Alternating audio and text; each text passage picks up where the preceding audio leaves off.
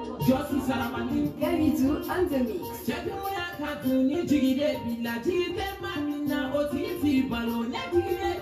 Chenete Sira. Jamana Baba, Jamma Bujo, Chena Pobeti, Yatenu Wele, Chato Sira, Chena Pobeti,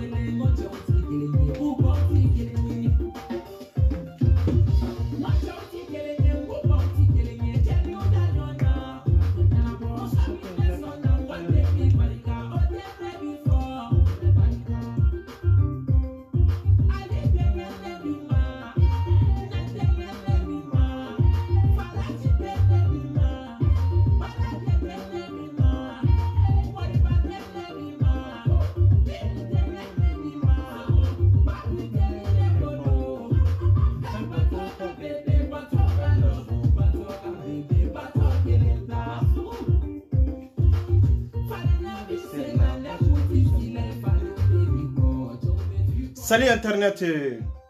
malien mande kaw kori basi tawla ni basi tawla ala kana basi kambela jelena kaw fo kaw walimando foli mini dantala toujours abalma kede do anaw jenyo no ye aras 24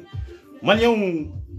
ka faw kelenkelna bela jelenye chefra muso ka demse ani mabakoro toujours adresse avec titre la konzili dala la patrie ou la mort ankanjija angatanga hakenyini ankanjija ankabo ka ke jamakuliye jamakulumu munu nu mago buga seben na jabakulu munu nu mago bala pour que kase go ka hake soro malendo mo site na ni kele kanye almami te se kana ni kele kanye dugutigi te se kana ni kele kanye am malien munu be diaspora la ya am malien munu be franci kono ya anti kartinina an kayra mo la droit anti kartinina fe kani passeport e ka fara ka bo nyona sina bela jelen ka bo ka foko association kelende ya organiser c'est faux manga famille ma organiser cédérité a association te minya organiser malien de onde farla nyon ka pour que ka se gani organiser ka ira ka fo andoni munumbe ambalma muso munumbe ambalma ken munumbe am fancini munumbe antanti munumbe am fam munumbe ana moke munumbe ku sigena i torola inyanina ika duro tigera ika hake utigera ika bara utiana mo min tumbe ka mo tambalo bi o tese hari mo kelembalo yara kera malwe yara kera kuma sulu e am maliendo mbolo yara kera maluya danya maliendo mbolo on de be maluya la farafin jamana dew ni nyonchia on de be maluya la jiye jamana to ni nyonchia abe teme degunka ni teme degunka de degumbe yoro maliendo on nyaaye maluya be yoro akumba am maliendo ndeka tonyo be yoro am maliendo nde tonyona on de nyanina pour kanganga hakenyini che au kanake chewye chemunga dala kante sabati au kanake muso yo muso munte sega wuli ka mugumanke pour que iga hake ka soro chemi mbesa niya atefli muso mbesa niya atefli politique chaman kelen wulaya yemman kan chaman wuli mauka dro no fe ma chaman sanade me on tede c'est ça on tede on donna la ka sabu ke on munun tonyondo on donna la enfant munun tonyondo on donna la amba munun tonyondo pour que ko lu deme parce que on ka papier ko nyala buraka ba c'est pour ça qu'on donna la ninkanka. Voilà, donc on fana ka bo papier be maoma bolo ka foko ika papier bi bolo ika passeport ere bi bolo ika nina bi bolo amma ya fa chema amma ya fa musoma balmaya ni sinja ni teria ni jamana kanu hine ani makari an kado nyogon jigi koro nanyi ni ntoala domina ni eka passeport na bana biba ke chogo jumendela ni mata ni na domina na toro sera e fana ma e ba ke chogo jumenda donc an ka kanyere masite sika bara in kanye na nyere kundete an fanga ya nyere de an ba ya nyere de an koro ya nyere de an doni ya nyere kunde donc na make kaba ka fo ko yetunga femina de ta kana aventure la ikoni ba don ko ni chema na ni muso mana ni iyere amana ke chocho har ni mo do de na folo do ta ka dima ka fo ki ka voyager ikata na folo ni yoro la ikoni ba do ko tigi tege mine pour que ka tagama ino feo abe na folo ndima de yere ka demerder pour que ka sega franchir soro pour que ka sega yoro reso pour que ka sega yoro reso voilà aba dima ni nkai ndrondeka iyaya e sera ka bo mali kono kanaya ebe dese kata ambassadeur ni konzil la katiga hake nyiniwa ebe dese chogo jumendela katika droit réclamer anka hake dodo ani passeport kanga faraka bu nyona iteli enkelena ne wele kanye malien dem bela jila obe jien yoro har munu te franci kono ya ka fuye kartinina be kake anti kartinina ikani passeport faraka bo nyona ibe kartinina takatabla wo min kono ibe tabla yoro mina oyo lude kungwe anga papa katola me yan tonyo nin tonyo in kono nan tora nin kono ni ka business siradi nin tonyo nan tora nin kono nin ke kunye de pour que olube muga mi soro olube keme mi soro ku ka dembaya u balo ku ka sungurnu ka teso labo akunye nin de bi olube lafia kono ga jonde tonyondo am maliende unde tonyondo depuis ala ka maliende unda diaspora kono ma lafia soro depuis ala ka maliende unda surtout français kono ya imana chew nyininka minna ka ko binye sambinani otigi ba fa kono ko mali konzili kono kono ko tayika chila hera tambolo jamana kono jamana ko ka herati amba na faw sigilondo ninkanka jamana kono mali kono ka foko itewuli ka manifester itewuli ka mankanke pour que nin ko enka nin degu ka bo ankuna nga nan fana mbaw nu mago be sugaro songola nu mago be te songola iba aunde wele itado ka fo aumbe ante baralawa itado ka fo ko aumbe konzili ani ambassadi ani kafara ho konze maleni mbiya ku yanjigi kariwa anga ka nyerere tiba kurati dala kan doro nyere anga ka nyere anga horonya nyini anga dambe nyini in européen na folo min do ni ndafe pour que kaseka malendo on fara pour que kaseka malendo on détruit akacha de nu ya na folo du iba fono nous ya nafolo du iba fono mais on te fere de on te fere tiement te fere musoma anna kunde do anka droit de do anka hake de do hari bi Sénégalais o anka passeport bubolo aw hari Gambie o anka passeport bubolo muna malien do mbeka nyani passeport ko nofe muna malien do mbeka toro olu munu olola jamana min ko olu munu nyere jamana denyo olu munu nyere malien unye olu desra ko ka passeport so ka tu dewnu fawye ka tu balmawye me jamana were be se ga soro ka soro mawolo mali kono jamana were be se ga anga date naissance soro jamana were be se ga anga carte d'identité soro jamana were be se ga anga nina soro jamana were be se ga passeport labo comme le ala ko de do ni sigi ka fo ko date ni na non ni mali be de ka kele an ga kele tere mali be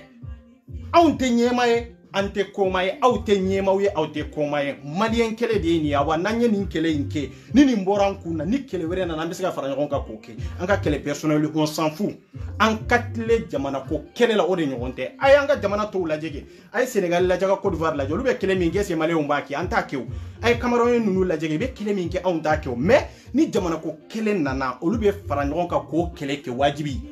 ibo kele ke ngon fe mais olu be ngon ka nationalité ti ngon bolo ya ibe dobe ni utaru ka jamana kono itese kana tugu iboke parce que olu ye kele personnel ude iba beke Facebook de sanfɛ mais ni jamana ko kele na doro iba doro ibe fara ɲɔgɔn kan iba fɔ ko ni ye jamana ko kele de ambe ninke nan tilala ni na ne kangi ga passeport de tiɲɛ ne kangi ga bara de tiɲɛ iboke o ye kele personnel de oni jamana ko kele malien ma famu an kana sigi k'a fɔ ko ni ala sɔnna an kana sigi k'a fɔ ko an y'a to ala ma o ye ngalon di ala yɛrɛ nana ni diinɛ ni silamɛya ye kun jumɛn de la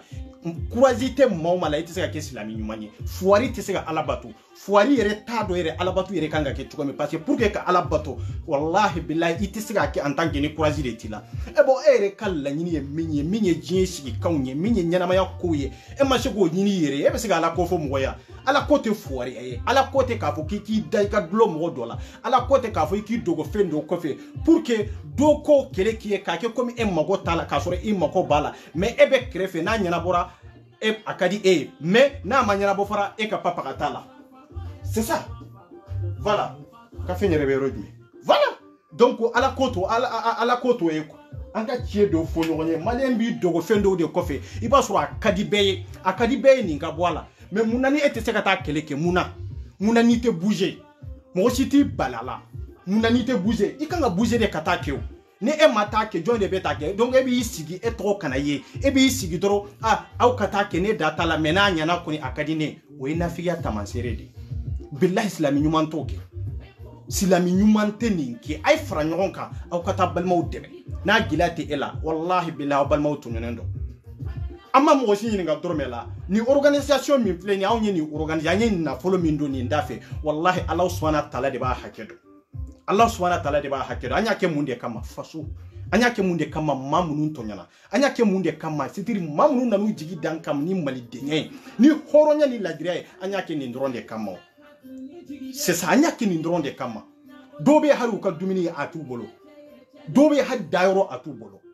mais nambora kata ni keleke pour que carte ni nani passeport ka bon ɲɔgɔnna n'olu bɔra ɲɔgɔnna mɔgɔ min kan k'i ka passeport dilan cogo min i b'o dilan o kɛcogo la kɛ o kɔni ye ko wɛrɛ de mais n'u farala ka bɔ ɲɔgɔnna kɔni ne hakili la an bɛ fanga sɔrɔ n'i y'a ye Mali kɛlɛ o kɛlɛ n'i y'a ye politiciens filɛ n'i y'a ye fana an ka gouvernement bɛ k'u sidi dɔngɔ san o san i bɛ k'u sago ka na fɛn wɛrɛ to parce que maliyɛn bɛ kɛlɛ daminɛ dɔrɔn ka tɛna ka taa kɛlɛ jɔ sira de la mun nana n'o ye parce que n'an ye kɛlɛ daminɛ i b'a ye ni ɲɛmaaw ma san minnu bɛ kɔfɛ olu bɛ décourager c'est pour cela que gouvernement bɛ ka fɛrɛ an na Mali gouvernement sigilen ni bi cɛ nin dɔrɔn tɛ n kan tɛ nin ma de k'a ta depuis ATT la fo bi maliyɛn denw y'u ka hakɛ sɔrɔ jɔn de la don o don an bɛ bɔ ka manifester don o don an bɛ bɔ k'a fɔ ko karisa man d'an ye don o don an bɛ bɔ k'a fɔ ko an bɛ nin droit in réclamer mais aw delila k'a ye yɔrɔ jumɛn k'a fɔ ko an manifester k'an ka hakɛ sɔrɔ a tɛ sɔrɔ parce que an ɲɛmaaw bɛ san o ye kelen ye filanan population min bɛ kɔfɛ aw bɛ décourager k'a fɔ ko non ko an mɛnna nin ko in na sa an mɛnna nin ko in na a tɛ ɲɛnabɔ mais e tɛ k'i sigi k'i miiri baara bɛ kɛ ni kunkolo de ni kalan dɔrɔn de don n'a sɔrɔ kalan dɔrɔn de don an bɛ k'an ka droit ɲini mɔgɔ minnu na olu kalannen dɔn dɛ kalan dan de don parce que diplôme tigiw de don mais olu an bɛ k'an ka droit ɲini la k'a da kun jumɛn de kan parce que olu ye kalan min kɛ k'u yɛrɛ dɔrɔn de nafa mais mɔgɔ t'a la ka jamana tɔ nafa quoi c'est pour cela que an b'o degun kɔnɔ c'est pour cela que an b'a tɔɔrɔ kɔnɔ donc a ye fara ɲɔgɔn kan aw ka bɔ sini i tɛ taa ne kama de i tɛ taa foyi kama ni Mali tɛ bɛɛ ka bila i kun na i tɛ taa cɛ kama i tɛ taa muso kama e bɛ taa en tant que n'an bɛɛ ye drapeau kelen ye e bɛ taa en tant que n'an bɛɛ ye joli kelen ye e bɛ taa en tant que n'an bɛɛ ye fasoden kelen ye parce que n'i ye maliyɛn faga maliyɛn de bɛ bɔ a kɔnɔ n'o ye tiɲɛ ye an ka ɲɔgɔn dɛmɛ ɲɔgɔn ka tɔɔrɔ la an ka ɲɔgɔn dɛmɛ ɲɔgɔn ka degun kɔnɔ an ka hinɛ ɲɔgɔn na ka makari ɲɔgɔn na k'a dɔn k'a fɔ Mali kɔnɔ Mali kɔ k'a tɔɔrɔ bɛ bɛɛ kan bɛɛ de degunnen don adresse bɛ sanfɛ consulat da la an bɛ ka ɲɔgɔn sɔrɔ ye 14 heures an bɛɛ de fa kelen ba kelen ye consulat ye anw de ta ye ambassade ye anw de ta ye haut conseil mɔgɔw ye anw de ta ye nin baara in ye haut conseil mɔgɔw de ka baara ye maliyɛn denw mana dɛsɛ u ka papier ko la olu bɛ wuli k'a kɛlɛ kɛ k'u ka droit ɲini k'u ka papier ta k'a dɔw tigɛ maloyala ko e n'a kun kɛra baara min ye pour que ka se ka don anw jigi kɔrɔ mais olu na n'u sigi dɔrɔn k'a kɛ business ye kana dɔrɔn ka lié consul la dɔrɔn k'a kɛ business ye a banna nin dɔrɔn de don n'o tɛ n'anw dɛsɛra papier min na France kɔnɔ yan olu de kan ka wuli ka se k'a démarche ka anw ye pour que an ka se k'a sɔrɔ diɲɛ jamana tɔw fɛlɛ Ivoire ninnu ni Sénégal y'u fɛlɛ wallahi i ka denmisɛnninw bu c'est-à-dire i bɛ dɛsɛ papier min na yan a tɛ yen quoi a tɛ yen i b'a ye consul ou bien i ka haut conseil bɛ wuli dɔrɔn direct i b'a business ɲɛnabɔ dɔrɔn pour que i ka mɔgɔw kana degun mais maliyɛnw ta ye de candidature parce que olu bɛ k'an détruire i denw bɛ balo de la olu ka ɲɛnamaya bɛ to o de kɔnɔ a y'a f'u ye ko i bɛ waati min kɔnɔ bi anw de bɛ se k'u ka ɲɛnamaya tiɲɛ y'anw ka ɲɛnamaya tiɲɛ dɛ mais i bɛ baara min na n'u bɛ k'u ka denbaya balo n'a ye n'o ye anw bɛ k'u sara baara min na consul kɔnɔ anw bɛ k'u sara haut conseil kɔnɔ anw bɛ k'u sara ambassade kɔnɔna na fɛn wɛrɛ tɛ anw ka sara de don n'o sara in ye tiɲɛ de ye an b'u ka baara an b'a tiɲɛ n'o sara in ye tiɲɛ de ye ni na ni passeport ma fara ka bɔ ɲɔgɔn na ni na ni passeport ma fara ka bɔ ɲɔgɔn na a bɛna wolo min na don nataw la i t'a mɛn de i b'a ye de diɲɛ bɛɛ b'a lakali parce que a bɛ don histoire kɔnɔ musala kuma banna de a bɛ don histoire de kɔnɔ voilà parce que an na ko a y'a lajɛ kɛ Mali consulat a ye mako jumɛn de ɲɛ maliyɛnw ye san 10 a y'a lajɛ n'a ye mako min ɲɛ o tɛ président ko dɔrɔn ye dɛ président joli de jiginna k'a fɔ ko ATT de don ou bien nin an t'o jate dɛ ambassade ni consulat de san 40 kɔnɔna na i ye mako jumɛn de ye maliyɛndenw dusu sumaya wa i bɛ taa maliyɛndenw de sɔrɔ aran na komi sagaw i bɛ taa maliyɛndenw de sɔrɔ aran na maa 200 non ko ça fait ko maloya de don je te le jure aw t'aw miiri ka wuli k'aw ka droit kɛlɛ kɛ wa aw tɛ wuli ka miiri force fanga fin an ka hakɛ de don a bɛ di an ka hakɛ de don nin tɛ kɛ nin de kan ka kɛ nka olu bɛ n'u sigi k'a ku min mana olu kun n'u kan i tɛ baara kɛ ni sariya ye jamana fana ka sariya ye dɛ jamana ka sariya tɛ dɛ min bɛ olu yɛrɛ nafa parce que n'u ye baara kɛ ni jamana ka sariya ye jamana ka sariya ye yɛrɛ de don o don i kan ka maa hakɛ dɔ de ta don o don i kan ka baara hakɛ dɔ de kɛ i kan ka bɛn o kɔnɔna de la olu mako ka dilan o dɔn bɛɛ mais i tɛ baara kɛ n'o ye o parce que i b'a dɔn n'i y'o kɛ don nataw la i tɛ mɔgɔ sɔrɔ consul la mɔgɔ tɛ taa consul la don nataw la mɔgɔ tɛ taa ambassade la don nataw la mɔgɔ tɛ taa haut conseil la c'est pour cela que i bɛ k'a kɛ hali n'i taara i ka papier i tɛ taa n'a ye Mali la dɛ i b'a minɛ dɔrɔn k'a da ye surtout i ye papier minnu filɛ i ye dossier aw fa kɔrɔ n'aw ba kɔrɔw ka dossier k'u filmer k'u bila en public ni maloya bɛ ninnu na ni miiri bɛ ninnu na ni tasi bɛ ninnu na ninnu kan ka nin kɛ mais i ye maliyɛndenw y'an ka fugariya de yira an na Mali jeunesse de c'est-à-dire kalanbaliya tɛ de an ka kodɔnbaliya y'o de yira an na aw muso ba joli de dalen bɛ France kɔnɔ yan ni ko wulila Mali kono aw be girin ka wuli mais aw yere ka hake ya aw te se ka sɔrɔ caman bi girin ni kibaruya wulila Mali kono i b'a fɔ k'u bena kabanɔgɔ sama de k'a lajigi duguma mais e yɛrɛ be kɔlɔlɔ kɔnɔ e be dɛsɛ ka kuma e yɛrɛ be kɔlɔlɔ ni tɔɔrɔ kɔnɔ mais billahi e tɛ se ka wuli k'i ka hakɛ ɲininkali kɛ kɔnjili be se ka mun de kɛ e la papaga même i ka dossier a tɛ se ka nɔgɔ wallahi billahi a tɛ se ta ye dabali ta ye i t'i ka droit de do i t'i ka hakɛ de do a tɛ se pour que an ka taa an ka kɔnjili kɔnɔ an ka ambassade kɔnɔ i k'an respecter i t'an bonya anw bɛ taa anw ka jamana de do kɔnjili ye anw ka jamana kɔnɔna de ambassade ye anw ka jamana kɔnɔna de haut conseil ye anw ka jamana kɔnɔna de n'an taara ye an bɛ bamanankan mɔnɛ an b'o de fɔ anw faw bɛɛ ye minnu tɛ français mɛn anw baw bɛɛ ye minnu tɛ français mɛn aw dun na kun ye de k'a fɔ ko wayi ko parce que k'aw bɛ se ka kɛ intermédiaire ye an ni ninnu ni ɲɔgɔn cɛ ka sababu kɛ an fanba bɛ an ma kalan an fanba bɛ an tɛ français mɛn n'an nana an ka jamana kɔni an mago bɛ papier minnu na sɛbɛn minnu na n'an t'a dɔn français la aw k'a yɛlɛma ɲɛ bamanankan na ou marakakan na ou bien fulakan na ou bien kasunkakan na ou bien bobokan na aw k'o ɲɛfɔ mɔgɔw ye a ka se k'a faamu a kan ka taa bila yɔrɔ min a kan ka ɲini yɔrɔ min aw k'o labɛn cogo bɛɛ lajɛlen na aw ka jamanadenw kana tunu mais anw bɛ taa an ka consulat kɔnɔ anw bɛ taa an ka ambassade kɔnɔ wallahi billahi i bɛ français de fɔ an ye k'a sɔrɔ olu yɛrɛ sigilen don wallahi ma kalan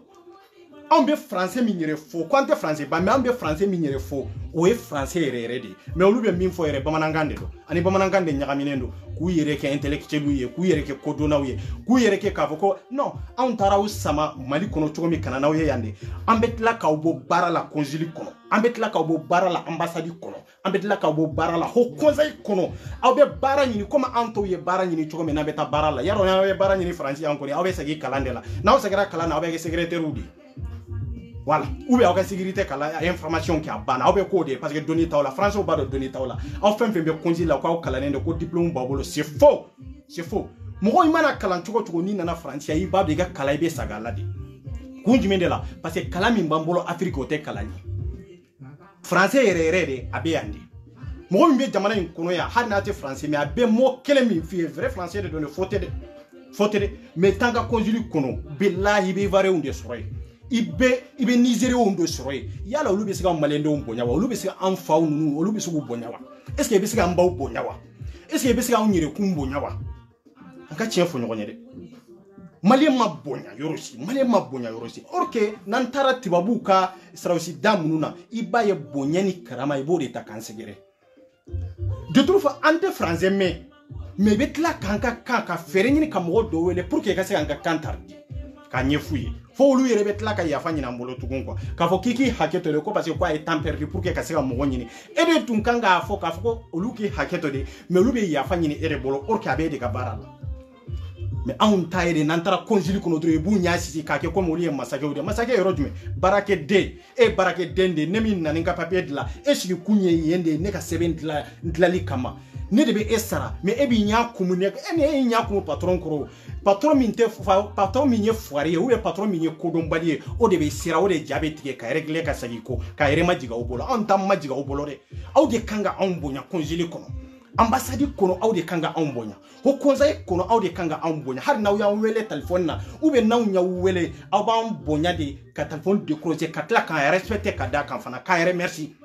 c'est ça parce que aw bɛ baara la anw de bonya bɛ mande bonya ba sagi bɛ mande de aw b'a dɔn faransi kɔnɔ yan mɔgɔ bɛ faransi kɔnɔ yan wallahi billahi bonya de bɛ yan parce que bonya tɛ ko la ko tɛ ɲɛnabɔ ye o basigi tɛ o maliyɛn den jɔn de basigira musokɔrɔbaw tɛ cɛkɔrɔbaw tɛ anw jeunesse min yɛrɛ de don anw de kɛra fuwaru ye anw jeunesse min yɛrɛ de don dusu yɛrɛ t'an kɔnɔ quoi billahi an faw tile tɛmɛna an baw tile tɛmɛna olu tun bɛ siran ko minnu ɲɛ o y'a sɔrɔ diɲɛ ma développer ka se nin ma o y'a sɔrɔ technologie ma développer ka se nin hakɛ ma mais bi an bɛ waati min na bi technologie développera fɛn caman développera an bɛ fɛn caman kalama anw ka tila ka sira k'an ka hakɛ ɲini anw ka tila ka sira ka kɛlɛ k'an ka droit nɔfɛ mais ne t'a dɔn maliyɛndenw anw balokun ye mun de ye quoi billahi balokun t'an na ni diinɛ tɛ ɲɔgɔn ɲɛ sira la billahi ni diinɛ tɛ ɲɔgɔn ɲɛ sira la wallahi hari silamɛya kɔnɔ i bɛ wuli k'i ka hakɛ de ɲini n'i ka hakɛ minɛn'i la surtout i bɛ jamana min kɔnɔ jamana sigi kan ye min ye e yɛrɛ b'o kelen de kɔnɔ n'e ma wuli k'i ka hakɛ ɲini jɔn b'a ɲini k'a d'i ma kɛrɛfɛmɛriw t'a la de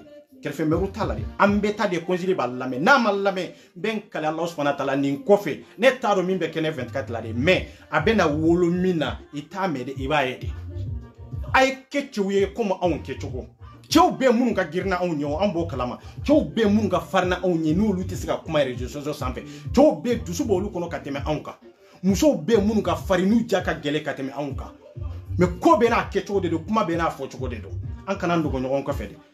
kelen na ba fa anka ke an mun to nyen ndo an mun ba fe ninka boala ay faranga ngata ninke wallahi an be ka ke faso doronde kama faso ni faso te foite awa ni faso fana te foite wallahi billahi ni anya ni sege bamballa kankan na flo do adafe femeretre faso doronde do wallahi ini ne be nyogo soro fenfe na nan sidri réseaux sociaux sanfe ni faso côté ani kowere no kani yere sege ko non te ne reka vie privée ni jombe blanc non c'est pas ça ni jombe blanc ona jon mais anka hake ni de malin ka kele koy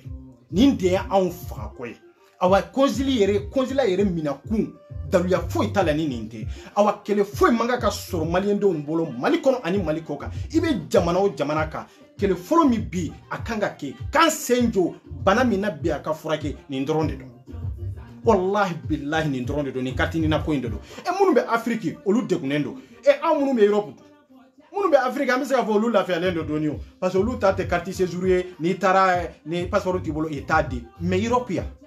beba do minyo beba da bega passer chogomina aw be siga udalen to ka so kuno ka fo ko way kuni kada awye a ala 24 ibeka kele mi ke kele nyumande do ite sirle do faso kola ne tie ma siri faso kola tende ne tie sirla faso kola parce que nyabe mado de la mado mamnun to nyonondo nyabe mado fana la courage bo olula faso ko kele la ni ndronde do non te kele were ban fana bolo fe réseaux sociaux sanfe ni wori ni sirade do ne bo tio chamando réseaux sociaux sanfe men ne de ko ka dignité de féré on de ko kan ka dambe te féré an ka yere ma horonya amba ke a fitini minye ka nyishi faso ma faso jote di domblo dronye de olu ya am fawo présidentiel dronteo bureau ko na dronteo hakili nyuma ni bara ani kuma ko nyoya nyuma kamo so hakili nyuma na on te fendo de munu be fendo an fana be hakili nyuma soro olu de la faso ni be faso joyi a be faso joyi mais pour que an ka wuli ka farangon ka kanji ja chogo bela an ka wuli an ka ta konzili la an ta fe bi an ta fe fini be de tojona wallahi billahi be de tojona ben kalawe bi wallahi billahi tallahi ne tabenku waso tere femeretere ne tabenku wallahi billahi allah subhanahu wa ta'ala aben serela ne tabenku mais ay wuli aw ka fara anka nin keleke ay wuli aw ka fara aw denka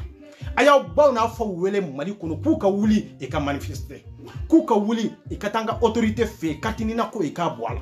akoroke munumbe mali kono ayu wele ku kata e ka fere nyini e katanga autorité fe ko nina ko kwande un sigana aventure la ando e kisira ko ji toli la e kisira tinjemba toli sayala e kisira suragaw ka bogoli juguma pour que kaseka sesoro kado Europe konana akeru bolo moleala koy akeru bolo kuma suliye akeru bolo fenye femme antanye do wallahi billahi no avec 14 heures de avec damine 14 heures de quoi amba damine 14 heures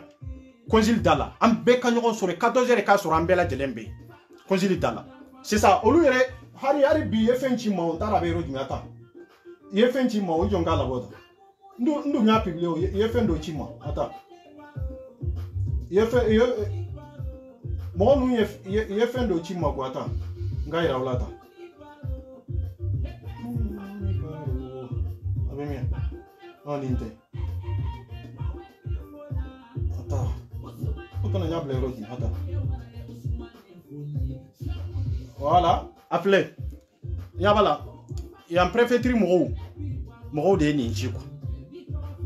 voilà olu de ni nchi bonyani karama de do mais malio na soro ni mali de ibi sike ka message ci numa email ka ci whatsapp ka ci numéro normal ka mais billahi ben kala Allah subhanahu wa ta'ala la iti jabi isigilendo sigeti mina isigilendo écouter butlo la isigilendo sungurum barola isigilendo ibeka ordinateur tapeta ibeka kemana na kanyo ube écouter boltifu butlo la tandro ube nyo dama be nyo mbobara bugola de etc. non chaye mo bonyako billahi ay mo bonyako amam bonya male ma bonya de awda bora male nde unyere de la fonka respecté de fonka bonya de che ante chugu tabara la ku bo mali kono senela ku bo jago la kana nu ye france ya ka fo ambu sara anya du kolo min sa o jolendo kata o bla kono ka fo ay barake awnye amma gote kanye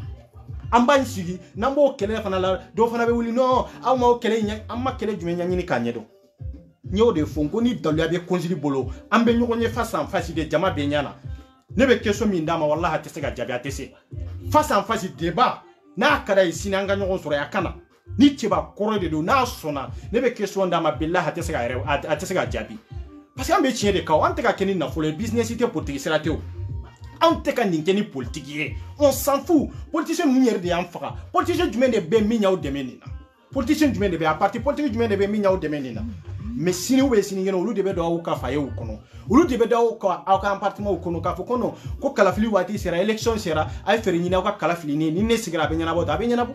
kanyana bo choko jumena olu ma folo ka on deme on de bu deme ka place du olu ma ko fere be tla kan detri fo male nye ka yele de ambe ni kele minade ni katina kwena politicien na maseka u deme pour que ka farau ka kanin keleke au kana kala filatigi na dona faye kono francia had ni krokedo do fakele bakela agen ka boy parce que akololo be se jamana dembela jelende mo anka chien fo nyonyere ni ame ko député mblo en debout la si ni ame ministre au président etc maire au en debout la si donc na mbu la si an sagote ka kani na mbe ku la sigi aw ba do ni ay dona faye nunu kono fe retre imako de bawla ibe ka ususu de comme le muruba ka o ke pion ka juena wi donc nunu bu shike sanduri nkono billahi te se faye kona nunna munu yere bu shike yere ka foko ko malien yere te ko yere kuna france kono ibe de ka politicien nunu be de ka parti nyema nunu be de ka kuma ini wala idumba dambe toro la yande mais ni ay utaru shike nya tala har bursu kona na ibe ta fo yoro munu nadia ibe ta munay aw yere ni alaw tala te ni election côté ni place côté nunu be ta bursu kona na foki si golu kerefe ya atinya na bo mais olu be ta ibe laydu de ta aw ye aw kana so laydu ta de ma ibe siga munde ke 606 c'est ça la vérité ibe siga munde ke 606 abi siga min ke 6 ako kawye abana bon en fana be français politicien jume de be siga fin jume de kanye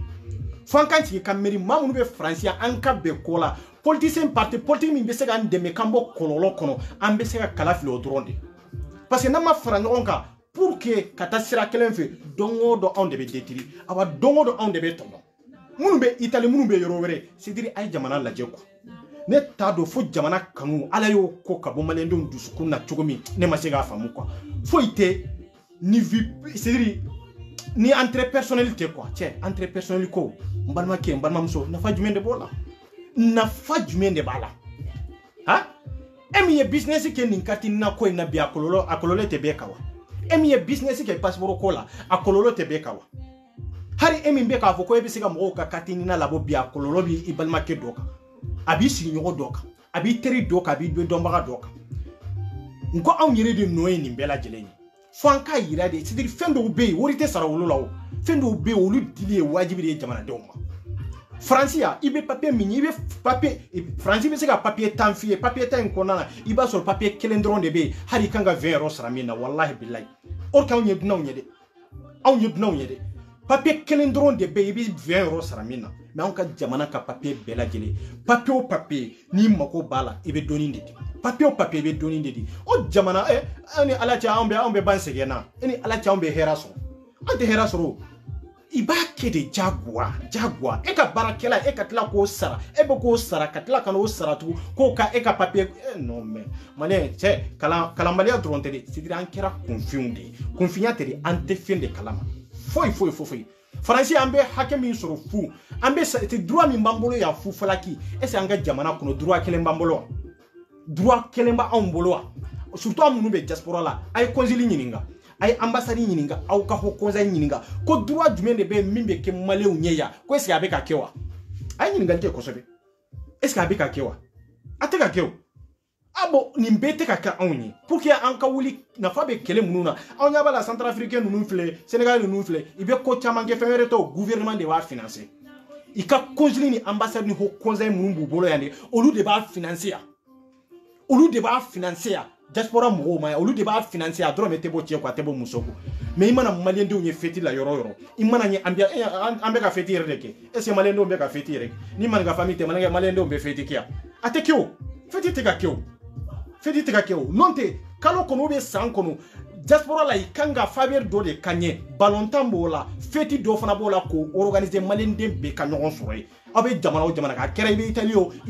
Italie ambassade na conseil kango organiser ye c'est ça i kango organiser ye san kɔnɔ aw ka ɲɔgɔn sɔrɔ ye c'est-à-dire ka fara ɲɔgɔn kan ni jamana denya ni jamana kanu ye aw tin ka don ɲɔgɔn na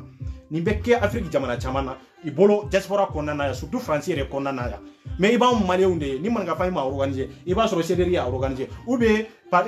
association wɛrɛ y'a organiser mais aw y'a ye yɔrɔ jumɛn k'a fɔ ko Mali yɛrɛ yɛrɛ conseil ou bien haut conseil min bɛ yan ou bien ambassade ko ye fête do organiser ko maliyɛn den bɛɛ lajɛlen wallahi billahi a tɛ yen a ma deli ka kɛ a tɛ yen bon anw bɛɛ bɛ nin kɛ cogo in na anw t'a dɔn an kan ka hakɛ sɔrɔ cogo min ne bɔra baarakɛyɔrɔ la ne tante bolo e dalen bɛ fa e kɔnɔ ko tante bolo e dalen bɛ i ka appartement na ko tante bolo i t'i ka hakɛ ɲini k'a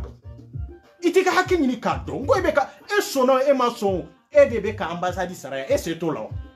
o sarili o ye wajibi de voilà bon ni min fana kan kan ni e ma wuli k'o ɲɛɲini n ko nafolo bɛ fara a yɛrɛ kun dɛ i kan ka min dépasser anw na nafolo min bɛ d'u ma pour que i ka dépasser anw maliyɛndenw na diaspora la yan de n'anw ma wuli k'o fana ɲɛɲini est ce que anw b'o sɔrɔ anw t'o sɔrɔ o t'u ka kalo sara fana la de u t'u ka foyi la bon san kɔnɔ miliyɔn joli de ye ni conseil b'a dun o miliyɔn joli de bɛ yen ni ambassade b'a dun o miliyɔn joli de bɛ yen ni haut conseil b'a dun su ninnu kɔni tagali i mago yɛrɛ tɛ su yɛrɛ la maa minnu mago ma k'i ɲɛnama la olu mago bɛ su la wa mɔgɔ min mago ma k'i ɲɛnama la est-ce que olu mago b'i su la de ya non parce que depuis k'i to ɲɛnamaya kɔnɔ e m'i ka droit ɲini k'a dɔn depuis k'i to ɲɛnamaya kɔnɔ e ye conseil kɛ ala de ye e ye ambassade kɛ ala de ye e ye haut conseil kɛ mɛlɛkɛw de ye non mɔgɔw de don comme ni e kɛcogo maaninfinw de don tulo fila ni sen fila o dɔrɔn de don comme ni e kɛcogo ko a bɛ place min na a b'an bonya de jagoya n'a y'an bonya an b'a bonya ni conseil y'an bonya an b'a bonya c'est ça la vérité anw tɛ cɛ dɔn an tɛ muso de conseil ni ambassade ni haut conseil i bɛ maliyɛndenw bonya de mais ni anw ye conseil kɔnɔ fan bɛɛ yɛrɛ ni an ye ambassade kɔnɔ fan bɛɛ yɛrɛ k'u kana taa n ka dossier k'i ka dossier kɛ cogo jumɛn na i bɛ musow de ye f'u bɛ yɛrɛ aw bɛɛ bɛ cɛbakɔrɔ de jɔlen ye ne da tɛ na sa i fana kana kɛlɛ wuli yan sa non i b'i baara de olu de kan ka e bonya mais e ko olu bonya ka sɔrɔ olu ma e bonya n ko nin de ye maliyɛndenw to kɔfɛ awa ni wuli ka hakɛ ɲini na i bɛ dɔ de sɔrɔ kɛrɛfɛ non kana nin kɛ sa i fana kana nin kɛ sa i kana taa n ka baara tiɲɛ non mais cɛ an bɛ kunu waati jumɛn n'an ma fara ɲɔgɔn kan an bɛ kunu waati jumɛn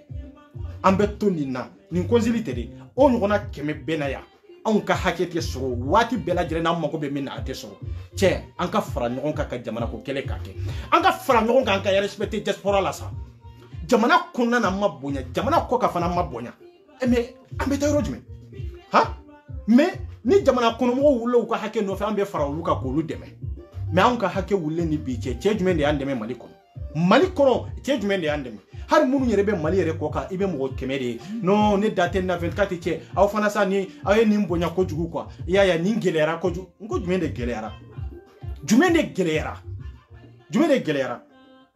ni conseil mɔgɔw ye ne wele ko nin gɛlɛyara ambassade ye ne wele ko nin gɛlɛyara haut conseil ye ne wele ko nin gɛlɛyara n ye ci min don olu la n y'a ɲɔgɔnna di nin ma n ko e ye lagalagatɔ de ye e tɛ fɛn yɛrɛ kalama c'est ça précisément ne ka fɛn bɛɛ bɛ n bolo mais ne bɛ ka min kɛ ko gɛlɛyara peut-être e bɛ taa ɲini de la peut-être e bɛ fɛn ɲini de la ne dun tɛ fɛn ɲini ne ye fantanden ye ne ma maloya wa n'o ye o ne ye fantanden de ne ka sara tɛ papaga la mɔgɔ min wolola fantanya la san 20 kɔ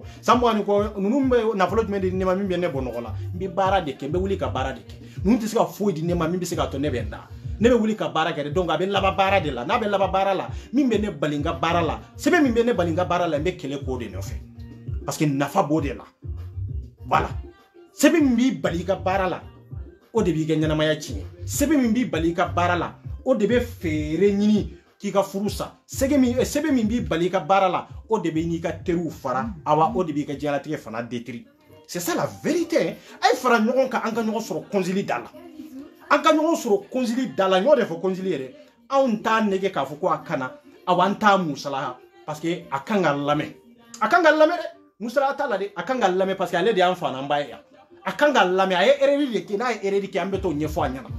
a bɛ se ka jaabu min di a b'o jaabu di o kɔfɛ an yɛrɛ b'an sigi k'a réfléchir an kan ka taa sira jumɛn de kan o ta k'a fɔ ko ka tini n'a ka a da yɛrɛ kana magɔla yɛrɛ k'a fɔ ko non ko katina ni passeport yɛrɛ tɛ fara ka bɔ ɲɔgɔn na o ye kuma fufalaki de ye sa an bɛ min ka dɔrɔn o ye de ani passeport de ka fara ka bɔ ɲɔgɔn na mais kuma bɛɛ ka sɔrɔ a bolo a k'a yɛrɛ justifier ni diɲɛ kuma bɛɛ ye fo k'a fɔ de k'a fɔ ko passeport ni katina tɛ se ka fara ka bɔ ɲɔgɔn na a k'o kuma yɛrɛ dabila n'o b'a kɔnɔ o kana jigin a kɔnɔ n'o b'a kɔnɔ a k'a fɔnɔ yan'a ka se yen de c'est ça n'o b'a kɔnɔ k'a fɔ ko passeport ni katina tɛ fara ka bɔ ɲɔgɔn na n'o bɛ consul kɔnɔ n'o bɛ ambassade kɔnɔ n'o bɛ haut conseil kɔnɔ an b'u disi fara ka tɛmɛ bilayi i bɛ yɔrɔ yɔrɔ an bɛ yen don olu sigilen bɛ yɔrɔ minnu na maliyɛn dɔ aw yɛrɛ de ka nafolo don n ko dugukolo in y'anw de ta ye normalement siyɔrɔ tɛ mɔgɔ min bolo haut conseil de kan ka siyɔrɔ ɲini k'a di olu ma haut conseil maliyɛn min bɛ yan de ale de kan ka siyɔrɔ ɲini sisan k'a di ninnu ma wa ye grand sœur a bɛ di kan jumɛn de bɛ i y'a ye ale de kan ka sigiyɔrɔ ɲini dayɔrɔ ɲini k'a di ninnu ma mais surtout an yɛrɛ filɛ baara min na tan an man ka nin kɛ sabu n ko kumasulu dan de don haut conseil de ka baara ye nin ye ale de ka baara ye nin ye à vrai dire mais a mako tɛ nin na parce que a y'a dɔn maliyɛn denw tɛ fɛn dɔn ko an tɛ fɛn kalama an tɛ diɲɛ kalama an man kɛ ko anw nana dɔrɔn k'a fɔ k'an bɛ girin dɔrɔn ka taa baara la hakɛ min b'an bolo consul bolo hakɛ min b'an bolo ambassade yɛrɛ bolo hakɛ min b'an bolo haut conseil yɛrɛ bolo an tɛ nin bɛɛ ɲininkali kɛ bon ni su sara sisan ninnu yɛrɛ mago foyi tɛ su la mɔgɔ minnu yɛrɛ mago ma k'i ɲɛnama la olu mago b'i su la wa su joli de nana yan ni haut conseil dɛsɛra ka taa n'a ye su joli de nana yan n'u dɛsɛra k'a mɔgɔw ye olu kan ka kɛlɛ min kɛ ne de b'o kɛ olu kan ka place min gérer don o don ne de b'o gérer n ko ye foiriya de n y'o de fɔ ka ADG ɲɛ a ye message téléphone n bɛ live la o téléphone kelen in de la n ko n tɛ don i ka molobaliya la pour que ne k'i bonya n'i kɛra CJ ye ne t'i bonya o kan ka di i bɛ jamanadenw de bonya ka jamana bonya Mali de ka bon an bɛɛ ye an b'i bonya k'a da n'i ye Mali de bonya mais n'i ye dankari jamana la don o don CJ ya t'o la dɛ an b'an sen fili kɔnɔ pas paga tɛ bɔ a la pas paga tɛ bɔ a la yɔrɔ o yɔrɔ ka d'aw ye pas paga tɛ bɔ a la haut conseil min don an b'a siyɔrɔ dɔn an b'a dɔn a habitelen bɛ yɔrɔ min na an b'o kalama sisan ne t'a dogo la dɛ ne b'a f'u ye de dɛ i habitelen bɛ haut conseil mɔgɔ fɛn fɛn bɛ baara la Mali haut conseil kɔnɔ wallahi habitelen bɛ yɔrɔ o yɔrɔ ne b'a dɔn consul kɔni kɔnɔna tɛ o kɔni ka nɔgɔ olu bɛ yɔrɔ min na olu bɛ wo kɔnɔna mun na ne b'olu bɛɛ dɔn ne b'olu bɛɛ dɔn ne bɛ k'o de f'i ye n ko kɛlɛ min daminɛna nin ye nin tɛ dabila tan dɛ fo n'a y'a sɔrɔ an tɛ ka n ka hakɛ de ɲini fo n'a y'a sɔrɔ ni maliyɛndenw tɔw yɛrɛ gilɛra de n'o tɛ yan wallahi bilahi a bɛ don histoire kɔnɔ ou bien a ka bɔ a la a bɛ don histoire de kɔnɔ consul fana b'a n'a kun n'a kala ta n'a ka baarakɛla bɛɛ i bɛ taa sagi jago na Mali kɔnɔ c'est tout nin dɔ ou bien i ye baara ɲini komi an tɔw ye baara ɲini yan cogo min ambassade min fana de don a bɛ sagi ka taa i bɛ taa kɛ mairie ye ou bien i bɛ taa kɛ eaux et forêts ye o kɔni y'olu de kungo ye mais a bɛ baara bila c'est ça mais n'aw siranna ka sagi ko n'aw siranna k'a fɔ de ko non ko a tɛ ɲɛnabɔ ne ka papa ka matunu hali bi n'aw ko k'an k'a dabila i tɛ se ka papa ka kɛnɛ kan rien i tɛ se parce que ne bɛ ka n ka hakɛ de ɲini n ka droit de don i tɛ se ka ne balo o la voilà donc an ka taa jusqu'à bout maliyɛn den aw bɛ diɲɛ yɔrɔ o yɔrɔ an tɛ kati nin na nin de y'an ka slogan ye de kati nin na an t'a fɛ bi an t'a fɛ sini ani nin ka fara ka bɔ ɲɔgɔn na an ka balimayaw tiɲɛna teriyaw tiɲɛna kanuw tiɲɛna adamadenya yɛrɛ kɔni o kɔni tɛ yen tugun an tigɛra ɲɔgɔn na danaya tɛ yen hɔrɔnya banna kati nin na de nana ni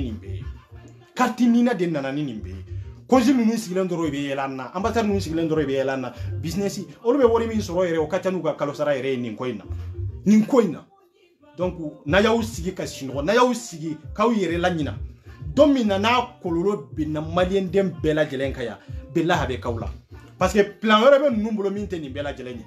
voilà nin bɛɛ de k'aw détruire nin bɛɛ de k'aw compter nin bɛɛ de pour que ka se k'aw ka ɲɛnamaya don bɔgɔ la a bɛɛ kɛ kun ye nin dɔrɔn de awa nin kɛlɛ maa minnu b'anw kɔ fo jama min b'anw kɔ fo n'olu y'a dabila fo ni jama min b'anw kɔ fo n'olu découragera n'o tɛ bilahi an ka hɔrɔnya o t'anw régler anw bɛ sɔn ka jɔ wallahi policiw bɛ na ne tɛgɛ minɛ i bɛ taa ne datugu de mais bilahi n bɛ n kali Ala subhanahu wa ta'ala la jama min bɛ ne kɔ n'olu ma sagi kɔ bilahi ne tɛ régler ne tɛ sagi kɔ ne yɛrɛ dalen b'o la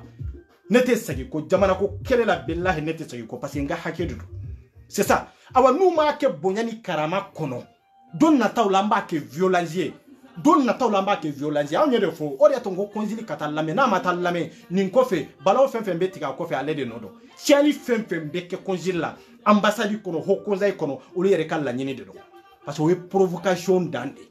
c'est ça mɔgɔw tɔɲɔnen don mɔgɔw degunnen don k'i ka taa olu lamɛn i b'i sigi k'a fɔ ko wayi ko e tɛ taa olu lamɛn i bɛ taa i tɛ bugo i tɛ ne de i dan ye i b'i jɔ mɔgɔw b'u ka tɔɲɔ i b'a yir'i la i tɛ bugo i tɛ ne de mais i bɛ mɔgɔw de lamɛn o ye wajibi de